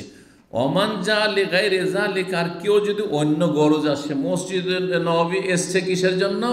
সেখানে পেটের দায়, মসজিদ নববী যেত না, কিন্তু ক্ষুধা লেগেছে, আর জানছে যে মাগরিবে আসছে, এখানে ডেলি তো ইফতারি থাকে, চল একটু খেয়ে আসি, আর খেয়ে দিয়ে দিল টান, খেয়ে দিয়ে দিল টান, দিন চাই না ও। তো যদি অন্য কোনো কাজে আসে, ইয়ানজুরফি মাতায় গায়ে ফাহুয়া মানজিলাতির রাজুল ইয়ানজুরফি মাতায়, তাহলে সেই ব্যক্তির উদাহরণ হচ্ছে এমন ব্যক্তির মতো যেই ব্যক্তি অন্যের ধন সম্পদের দিকে তাকায় ফেল ফেল করে। দেখেন আপনার ব্যাগ মাশাআল্লাহ ভিআইপি ব্যাগ, আর তাতে মাশাআল্লাহ দামি দামি মোবাইল, একেবারে আইফোন দামি, এগুলো লেটেস্ট, আর আমি গরিব মানুষ, আপনার তাকাচ্ছি, আমার ফায়দা ঠিকই। এই জন্য আমাকে অনেকেই ফতোয়া জিজ্ঞাসা করতে এসে বলে যে আমার ভাইয়ের তো আমার বোনের ওরা খুব সুখী পরিবার, ওদের এত এত বিশাল এক কোম্পানি রয়েছে। আমি বলে এতে আমার লাভটা কি? এতে আমার লাভটা কি? আর আমার মাসলারই বা লাভটা কি? আপনি যে মাসলা জিজ্ঞাসা করেন সেটা জিজ্ঞাসা করেন, কে ধনী কে গরিব, এতে আমারই বা লাভ কি? আর আমারও লাভ হইল না, একটা পয়সা দেবেন, ফ্রিতে দেবেন, দেন তো দেখি 10-20 হাজার রিয়াল। হ্যাঁ, তো আমার লাভটা কি আপনার ধন দৌলতের কথা শুনে? 2 নম্বর কথা, আপনি মাসলা জিজ্ঞাসা করবেন তো ভূমিকাতে অমুক খুব ধনী মানুষ, সে কোটি কোটি টাকা মাসে ইনকাম করে, এই কথা বললে এই মাসলাতে বা লাভ কী হলো? মাসলারও লাভ হইল না আর আমারও লাভ হইল না। তো আপনার এই কিচ্ছা কাহিনী আপনি পয়সা হলে এটা শুনে আমার লাভটা কি? সোজা কথা, আপনার পয়সার দিকে আমি তাকিয়ে লাভটা কি? আমার ডাল ভাত থাকলে ওটাই খেয়ে আমাকে বাঁচতে হবে। আমার যদি কিছু নাও থাকবো, না খেয়ে থাকতে হবে, কে দেবেন? ঠিক না? তাহলে এই কিস্সা কাহিনী এসব শুনে কোনো লাভ নেই। ওই ইয়ানুজুর এলামা তাগারি, যদি মসজিদ নবীতে কেউ আসে দুনিয়ার গরজে, সেই ব্যক্তি ওই হতভাগা যে ব্যক্তি বেচারা গরিব, হ্যাঁ পেটে ভাতও নেই, নিজের কাছে কিছু নেই, একটা মোবাইলও নেই, আর পরের মোবাইলে তাকাচ্ছে, একটু দেখি দেখি দেখি, জীবনে দেখি নিয়ে আইফোন, দেখে লাভটা কী করলেন আপনি? পরের মোবাইল দেখে লাভটা কি আপনার? জি। হাদিস ইবনে মাজায় রয়েছে, মুসনাদ হাকিমে রয়েছে, হাদিসটি সহিহ। আরেকটি হাদিস শোনাই, তাবরানীতে রয়েছে, হাদিসটি হাসান। মান গাদা ইলাল মসজিদ, কেউ যদি মসজিদে যায়, লা ইউরিদু ইল্লা আন ইয়াতাআল্লামা খাইরান, সে গিয়েছে কোনো কল্যাণের কথা, ভালো কথা শিখার জন্য, দিনের কথা, আও ইউআল্লিমু, অথবা শিখাবার জন্য গেছে, কানা লাহু কাজরে হাজ্জিন তাম্মান হাজ্জাতু, তাহলে তার নেকি হবে হাজী সাহেবের মতো, যার পূর্ণ হজ, পূর্ণ হজের নেকি, পূর্ণ হজের নেকি হবে। যে কোনো মসজিদেই ফজিলত হইতে পারে, আর বিশেষ করে মসজিদ নবী সম্পর্কে, আগের হাদিসে মসজিদ নবী সম্পর্কে, মসজিদে আগা। 17 নম্বর ফজিলত, 17 নম্বর ফজিলত হচ্ছে যে মসজিদ নবীতে একটি জায়গা রয়েছে, যেই জায়গাকে কি বলা হয়? রওজা বলা হয়, রওজা বলা হয়। এই রওজার বড় ফজিলত রয়েছে, যেটা দুনিয়ার কোথাও নেই। এই রওজা, সেই জায়গাটি কোথায়? নবী সাল্লাল্লাহু আলাইহি ওয়াসাল্লাম বাড়ি থেকে শুরু করে মেম্বার পর্যন্ত, কবর কথা বলবেন না, বাড়ির কথা রয়েছে সহিহ হাদিসে। রাসূলুল্লাহ সাল্লাল্লাহু আলাইহি ওয়াসাল্লাম বলেছেন, মা বাইনা বাইতি ওয়া মিম্বারি রাউযাতুম মিন রিয়াজিল জান্নাহ, আমার বাড়ি আর আমার মেম্বারের মাঝখানের জায়গাটুকু হচ্ছে জান্নাতের বাগান সমূহের অন্যতম একটি বাগান। সহিহ বুখারী 1888 নম্বর হাদিস পড়েছেন হাদিস। তাহলে আজকে আমরা মদিনার ফাজাইলগুলো আমরা শেষ করে দিতে পারবো, কারণ আমরা কতটিতে পৌঁছে গেছি? 17টিতে পৌঁছে গেছি। 18 নম্বর হচ্ছে যে মসজিদ নবীতে রাসূলুল্লাহ সাল্লাল্লাহু আলাইহি ওয়াসাল্লামের মেম্বার রয়েছে, রাসূলুল্লাহ সাল্লাল্লাহু আলাইহি ওয়াসাল্লামের মেম্বার, যদিও সেই মেম্বারটি নবী সাল্লাল্লাহু আলাইহি ওয়াসাল্লাম যেটা ব্যবহার করে সেটা নেই, সেটা একসময় আগুন লেগেছিল, সেটা ছিল আপনার 654 হিজরিতে, 654, তারপরে মেম্বারটা পরে জ্বলে গেছিলো। কিন্তু সেই জায়গায় মেম্বার স্থাপন করা, সেই জায়গাতে মেম্বার স্থাপন করা আছে, যে এই মেম্বার ও রাসূলের লেখা আছে, এই জায়গায় নবী সাল্লাল্লাহু আলাইহি ওয়াসাল্লামের মেম্বার সে সময় ছিল। মেম্বার সম্পর্কে কি বলেছেন নবী সাল্লাল্লাহু আলাইহি ওয়াসাল্লাম? ও মেম্বারি আলা হাউজি, আমার মেম্বার আমার হাউজে কাউসারে স্থাপিত হবে, স্থাপিত হবে। জি, তো এ হয়ে গেল 19 নম্বর। 19 নম্বর ফজিলত মদিনার, মদিনায় দাজ্জাল আর প্লেগ মহামারী ঢুকবে না। সেখানে বলছেন মদিনায় পাহারা নিযুক্ত রয়েছে, আর ওরই একটা দিক, সেটা ওলামারা আলাদা করে উল্লেখ করে, সেটা হচ্ছে মদিনায় দাজ্জাল প্রবেশ করবে না, মদিনার বৈশিষ্ট্য, আর মহামারী ঢুকবে না। জি, এই মর্মে সহিহ বুখারীতে হাদিস রয়েছে 1879 নম্বর, লা ইয়াদখুলুল মাদিনাত রাউবুল মাসিহিদ দাজ্জাল, মাসিহুদ দাজ্জালের ত্রাস মদিনা প্রবেশ করবে না। আর বলছেন যে যখন সেখানে ফালা ইয়াদখুলুহা দাজ্জাল ওয়া লা ইয়াদখুলুহা রাউবুহু, দাজ্জালের কোনো ভয়ভীতি থাকবে না সেখানে, আর সেখানে প্লেগও প্রবেশ করবে না। লাহা ইয়াউমাল সাবাত, মদিনার 7টি দরজা থাকবে, মানে 7টি প্রবেশ পথ থাকবে, রাস্তা থাকবে, আলা কুল্লি বাবিন মালাকান, প্রত্যেক রাস্তায় 2 জন করে ফেরেশতা নিযুক্ত থাকবেন। 20 নম্বর ফজিলত, কেউ যদি মদিনায় বেদাতি কাজ করে, বেদাতি কাজ করলে যদি এত বড় বেদাত হচ্ছে শিরিক, কেউ যদি মদিনায় শিরিক করে, মাদাদ ইয়া রাসূলুল্লাহ, হ্যাঁ যদি করে, অনেকে এসে করে, কিন্তু নবী সাল্লাল্লাহু আলাইহি ওয়াসাল্লামের কাছে আরজি করে, দরখাস্ত করে, আমার রোগ ভালো করে দেন, আমার বালা মুসিবত দূর করে দেন। হ্যাঁ, এক যুবতী মেয়ে পাকিস্তান থেকে এসছে, কলেজ পড়ুয়া, ইউনিভার্সিটি, আমাদের যুগে, আমরা যখন ছাত্র জীবনে, আজকের থেকে 33-34 বছর আগে, তা আমার সঙ্গে একজন বন্ধু বিহারের ছিলেন, আব্দুর রহমান বলে, ও মাদানি, আর বানারস জামে সালেফা থেকে আমরা ওখান থেকে বন্ধু পরিচিত। পরেশগার মশাইজন ওর সাথে খুব খাতির ছিল। আমরা দুইজনেই যেমন মদিনা ইউনিভার্সিটি 18 রমজান ছুটি হয়তো এতেকাপ করতে মক্কা চলে যেতাম। জি, 3 বছর এভাবে গেছি, একসাথে আমরা এতেকাপ করতাম পাশাপাশি থেকে। তো খুব ঘনিষ্ঠতা ছিল। বলছে যে মসজিদে নববীতে আমিও ডিউটি করেছি, কিন্তু তার সাথে ঘটনা ঘটেছে। বলছে যে এক মহিলা আসলো, হ্যাঁ, কলেজ থেকে পাশ করেছে, আর বিয়ের বয়স হয়ে গেছে, হয়তো 25, 28, 30 হয়ে যাচ্ছে, বিয়ে হয় না। তো একটা দরখাস্ত লিখে নিয়ে এসছে। একটা কি লিখে এসছে? চিরকুট। হ্যাঁ, কথা বুঝছেন না? একটা কাগজ, ছোট কাগজ লিখে নিয়ে এসছে। 10টি কি লিখে নিয়ে এসছে? আরজি দরখাস্ত লিখে নিয়ে এসছে। সবগুলি কার কাছে? রসুল্লাহর কাছে। ইয়া রাসূলুল্লাহ রহম ফরমাইয়ে। কারণ তবলিগ জামাতের কিতাবে আছে, তবলিগ জামাতের কে ফাজাইল আছে, তারাহাম ইয়া নবী আল্লাহ তারাহাম। জি, মাওলানা জামির কাসিদা, হ্যাঁ, কবিতাতে আছে। তো শিখবে না কেন? এগুলো শিখেছে, দেওবন্দি হরবের লোক এগুলো শিখে আসছে সেখান থেকে। আর সে তাতে লিখে আসছে, रहम फरमाइए मेरी है इतनी उम्र हो चुकी है, अभी तक शादी नहीं है, मेरी शादी का बंदोबस्त कर दीजिए। या रसूल अल्लाह, ये दीजिए वो दीजिए, मेरे रोज़े में बरकत दीजिए। अभी 10টি দরখাস্ত। কোনোভাবে ও জালিতে ঢুকাইতে চাইছে, পারে না। যখন পারলো না, বলছে ওখানে আমি ডিউটি, তখন দেখছে যে ও তো দেখে ইন্ডিয়া বাংলাদেশের মতো লাগছে, দেখে পাকিস্তানের মতো লাগছে। তো ওর হাতে ধরিয়ে দিয়েছে যে বড়াই মেহরবানি ইয়ে নবী পাক তক পৌঁছা দিয়েছে। হ্যাঁ, নবী সাল্লামের কাছে এটা পৌঁছে দিন, আপনি যেহেতু ডিউটি করছেন দেশের মানুষ। ও হাতে নিয়ে নিয়েছে ওর কাছ থেকে। নেওয়ার পরে বলছে আমি পুরোটা পড়ে দেখলাম 10টা পয়েন্ট, 10টি দরখাস্ত রসুল্লাহর কাছে। যারা এই শিরক বেদাত করতে আসে, আমার সাথে একটা ঘটনা ঘটেছে। এক মহিলা এসে দৌড় দিয়ে, বাবুসালাম যে 1 নম্বর গেট, ওইখানে ডিউটি করছিলাম, আর আসার পরে দৌড় দিয়ে চুমা দিয়েছে একবার দরজাগুলোতে। দরজা যখন চুমা দিয়েছে, তা বললে যে মা ইসমে চুমা নেই দেনা চাইয়ে, এখানে এভাবে বসা नहीं देना चाहिए। तो আমার উপরে এত রাগা রেগেছে বুড়ি মহিলা, বলছে ये नहीं करना चाहिए, वो नहीं करना चाहिए, तो हम इतना पैसा खर्चा करके क्यों आए हैं? এত পয়সা খরচ করে আসলাম কেন তাহলে? আরে বাবা, তুমি হজ করতে এসছো, উমরা করতে এসছো, জিয়ারা করতে এসছো, করো, কিন্তু তুমি এটা করে নেকি পাবে না, বুঝছেন না? এই হলো অবস্থা। তো এইসব যারা বেদাতি কাজ করবে, এইরকমই কোনো হারাম কাজ, মদিনায় চুরি করলো, মদিনায় ডাকাতি করলো, মদিনায় খুন করলো, মদিনায় জেনা করলো, মদিনায় নারী ব্যবসা করলো, হ্যাঁ, অনেকেই এই যে খাদ্দামারা পালিয়ে চলে আসে, সেগুলোকে ঘরে রেখে, হ্যাঁ, নোংরামি করে, এইসব হবিসগুলো অনেকেই ধরা খায়। তো এইসবের শাস্তি, আর বিশেষ করে সেটা যদি মদিনা হয়, তা আরও কঠিন শাস্তি, আরও কঠিন শাস্তি। সহিহ বুখারীতে 1876 এই হাদিস আপনারা পড়েছেন, কিন্তু হাদিস কি রয়েছে? মান আহদাসা ফিহা হাদাসান, কেউ যদি মদিনায় কোনো পাপ করে অথবা বেদাত করে, দুটোই তর্জমা।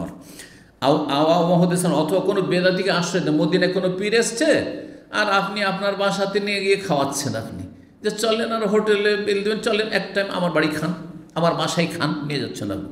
আওয়া মহদেসান, এক টাইম কোনো বিদাতি মোল্লাকে খাওয়াচ্ছেন আপনি, যে বিদাত ছড়াচ্ছে দেশে। যদি এই কাজ করেন, ফাআলাইহি লানাতুল্লাহ, তার আল্লাহর লানত রয়েছে, ওয়াল মালায়েকা, সমস্ত ফেরেশতার লানত রয়েছে, ওয়ান নাস, সমস্ত মানুষের লানত রয়েছে। লা ইউকবালু মিনহু আদলুন ওয়া সারফ, ফরজ নফল কিছুই কবুল হবে না। আল্লাহু আকবার। সাবধান, মদিনায় পাপ করলে, মদিনায় বেদাত করলে কঠিন শাস্তি, এবং বেদাতিকে আশ্রয় দিলে, কোনো পাপীকে আশ্রয় দিলে। নামাজ পড়ে না, বেনামাজি, আর মদিনায় আপনি প্রবাসী আছেন, আপনার আত্মীয় বন্ধু স্কুলের কলেজের, সেই জন্য তাকে রুমে জায়গা দিয়েছেন যে থাক, আমার রুমেই থাক। হারাম আপনার জন্য, আপনার লানত হচ্ছে, লানত হচ্ছে, খাওয়াচ্ছেন, লানত হচ্ছে, তাকে রাত কাটাতে দিয়েছেন, লানত হচ্ছে। 21 নম্বর ফজিলত, এই মদিনায় জাবালে ওহুদ, ওহুদ পর্বত রয়েছে, আর ওহুদ পর্বতের বড় ফজিলত রয়েছে। সহিহ বুখারীতে 4070 নম্বর হাদিস, নবী সাল্লাল্লাহু আলাইহি ওয়াসাল্লাম বলেছেন, হাযিহি তাবা, এই মদিনা হচ্ছে তাবা শহর, এই যে তাবা আসলো। আর তারপরে ওহুদকে যখন দেখতে পেলেন, তখন হাযা জুবাইলুন বা জাবালুন ইউহিব্বুনা ওয়া নুহিব্বু, এই পাহাড় পর্বত আমাদেরকেও ভালোবাসে, আর আমরা তাকেও ভালোবাসি। তাহলে পাথরের ভিতরেও, জড় পদার্থে তো কি রয়েছে? হ্যাঁ, ভালোবাসা, প্রাকৃতিক ভালোবাসা রয়েছে, ভালোবাসা আছে। সেটা আমাদের কাছে অনুভূত না, আমরা বুঝি না। যেমন মরা মানুষের ওপর যা কিছু হচ্ছে গাইবে, আমরা দেখতে পাই না, তাই না? মানুষ মারা গেছে, পাপিষ্ট, তার শাস্তি হচ্ছে। ভালো মানুষ সে আরাম পাচ্ছে। কদ্দেমুনিকা, তাড়াতাড়ি আমাকে দাফন করো, তাড়াতাড়ি দাফন করো, চিৎকার করছে। আমরা বুঝি না, দেরি কেন করছো? ঠিক ওই রকমই পাহাড় পর্বত ভালো মানুষকে ভালোবাসে, আল্লাহর জমিন ভালোবাসে, যেই জায়গায় সালাত আদায় করে ভালোবাসে, যেই জায়গায় ইবাদতবন্দি করে ভালোবাসে, যেই জায়গায় বসবাস করে নেকির কাজ করে ভালোবাসে, যেই জায়গায় দিনের কাজ করে সেই জায়গাগুলি ভালোবাসে, এই জায়গাগুলো আমাদেরকে ভালোবাসে। কিন্তু আমরা জানি না, আমরা বুঝি না। জি, নবী সাল্লাল্লাহু আলাইহি ওয়াসাল্লাম বলেছেন জি। তো ওহদ পাহাড় আমাদেরকে ভালোবাসে, আমরাও ভালোবাসি। 22 নম্বর ফজিলত, মদিনায় একটি ওয়াদি উপত্যকা রয়েছে, ওয়াদি আকিক। ওয়াদি আকিকেই অবস্থিত। ওয়াদি আকিক উপত্যকা বড় লম্বা দীর্ঘ, সেই জুলহুলাইফার দিক থেকে চলে এসছে একবারে ওহদের পর্যন্ত, এদিক পর্যন্ত। তো এই জুলহুলাইফা যে উপত্যকা আকিক নামক স্থান রয়েছে, সেখানে নবী সাল্লাল্লাহু আলাইহি ওয়াসাল্লামকে জিবরাইল আলাইহিস সালাম বলছেন যে এইটি মোবারক জায়গা, এখানে আপনি সালাত আদায় করুন, এখানে আপনি কি করুন? সালাত আদায় করুন। হাদিস সহিহ বুখারীতে 1436 নম্বর হাদিস, আতানিল লাইলাত আতিন, নবী সাল্লাল্লাহু আলাইহি ওয়াসাল্লাম বলছেন যে আজকে রাতে আমার কাছে একজন আগন্তুক, আগমনকারী আমার রবের পক্ষ থেকে, রবের পক্ষ থেকে আসলো। রবের পক্ষ থেকে কি আসবে? ফেরেশতা। ফাকাল, এসে বলেন, সাল্লি ফি হাযাল ওয়াদিল মুবারাক, এই বরকতময় উপত্যকায় তুমি সালাত আদায় করো। ওয়াকুল, আর বলো, উমরাতুন ফি হাজ্জা, আমি হজের সাথে সাথে উমরাও করছি, জি, মানে হজে কেরান বা তামাত্তু করছি। জি, এই ছিল হাদিস। 23 নম্বর ফজিলত, মদিনার বিশেষ খেজুরের, মদিনার বিশেষ খেজুর। 23 নম্বর ফজিলত কি? আজওয়া খেজুরের ফজিলত রয়েছে বিশেষভাবে, যেটি জান্নাতের ফল। জি, জান্নাতের ফল। এবং তার বৈশিষ্ট্য হচ্ছে যে বিষের প্রতিক্রিয়া হবে না যদি কেউ নিয়মিত সেটা ব্যবহার করে, এবং সেহের জাদুতে আক্রান্ত হবে না। বিষ এবং জাদু তার ওপর চলবে না, আক্রান্ত হবে না সে।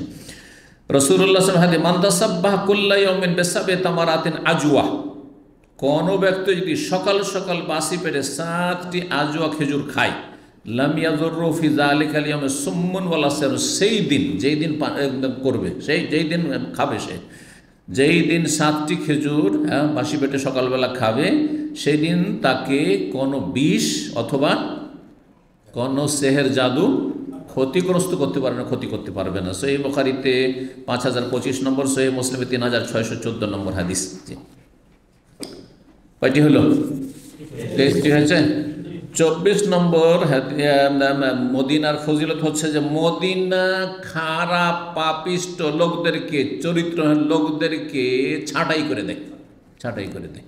এই হাদিস পড়েছেন আপনারা, হাদিস 1883 নম্বর হাদিস। হাদিস দেখেন, এই মদিনায় একজন বেদুইন এসেছিল, আসার পরে নবী সাল্লাল্লাহু আলাইহি ওয়াসাল্লামের কাছে বায়াত করেছিল, পড়েছেন হাদিস না?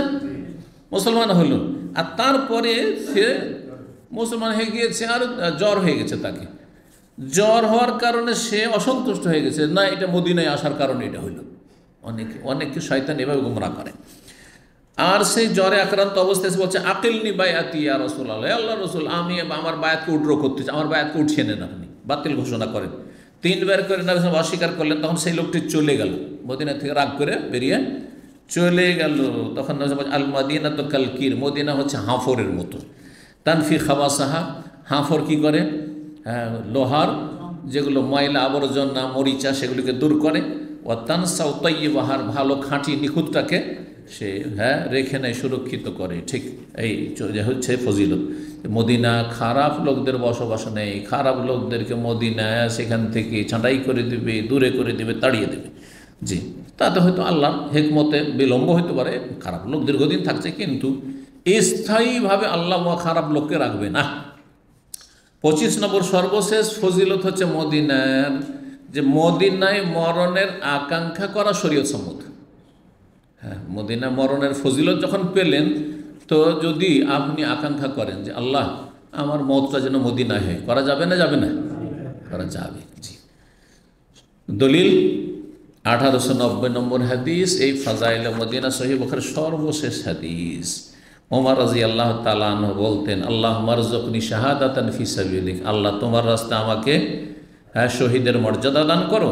ওয়াজআল মৌতি ফি বালাদি রাসূলিক, আর আমার মরণটা তোমার রসুলের শহরে করিও, আমি যেন মারা যাই রাসূলুল্লাহ সাল্লাল্লাহু আলাইহি ওয়াসাল্লামের শহর মদিনা মুনাওয়ারাতে। এই 25টি ফজিলত আপনাদের সামনে আজকে পেশ করে দিলাম। আর আজকে মোটামুটি আমাদের ফাজাইল সম্পর্কে আলোচনা শেষ হইল। তাহলে যখন আমরা ফাজাইল শেষ করতে পারলাম, আগামীকালকে ইনশাআল্লাহ তাআলা কোরবানি যেহেতু সামনে আছে, কোরবানি কিছু মাসাইল নিয়ে আলোচনা করে দেব, আপনারা আসার চেষ্টা করবেন। আর এই দিয়ে আমাদের এখন আপাতত এই সপ্তাহের দাস শেষ হবে, আর তারপরে এক সপ্তাহ মোটামুটি ছুটি থাকবে। তারপর ইনশাআল্লাহ 15ই জিলহজ যে জুমার দিন প্রথম আমাদের দার্স হবে, জুমার পরে ইনশাআল্লাহ। জাযাকুমুল্লাহ খাইর। ওয়া সাল্লাল্লাহু আলা নবিয়িনা মুহাম্মদ ওয়া আলা আলিহি ওয়া সাহবিহি আজমাইন।